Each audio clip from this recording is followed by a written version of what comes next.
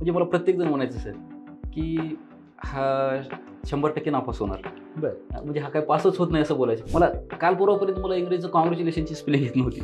8 दिवस तर म्हणजे चर्चा होती. हा कसं पास झाला, हा कसं पास झाला. मला केमिस्ट्रीची स्पेलिंग ही शी पासून असते हे मला माहीत नव्हतं. मला ते किस्सा अजून पण आठवते. मी आपलं के पासून चालू केलं. आपण तर गावाकडे म्हणजे पहिलं आले हे केलं. हां, इथं तर कायचे ना, आपण तर लयच झिरो आहे.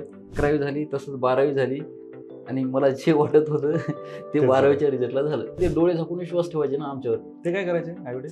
आता बघा माझी परिस्थिती म्हणजे मला घरी काही जमीन नाही, काय नाही. एकदम परिस्थिती बिकट.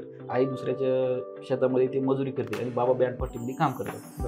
म्हणजे ते काम मजुरी वगैरे करून ते मला शिकवायचे. मी बाहेर कंपनीमध्ये जॉब केले. गावामध्ये मी असं मोबाईल रिचार्जचं दुकान टाकलं होतं, किराणा दुकान टाकलं होतं, जनरल स्टोअर्स म्हणजे वेगवेगळं काहीतरी करून बघण्याचा प्रयत्न केला. पण मी माझ्या घरी क्लिअर सांगितलं होतं स्पष्ट की म्हणलं नाही, मी तर घरी येणार नाही म्हणलं, आणि इथं असलं तर असं जगून पण काय फायदा नाही म्हणलं. आपली लाईफ कशी चालू आहे काय नाही, आपल्यापेक्षा कुत्रे तर बरं. मग मी बोलले की नाही, कधी सूर्य मावळा आणि कधी उजळला मी कधी बघलंच नाही. कारण का कंटिन्यू अभ्यास. झोपलं की पुस्तक हातामध्ये, झोपला अभ्यास, उठला अभ्यास, झोपला अभ्यास, उठला अभ्यास.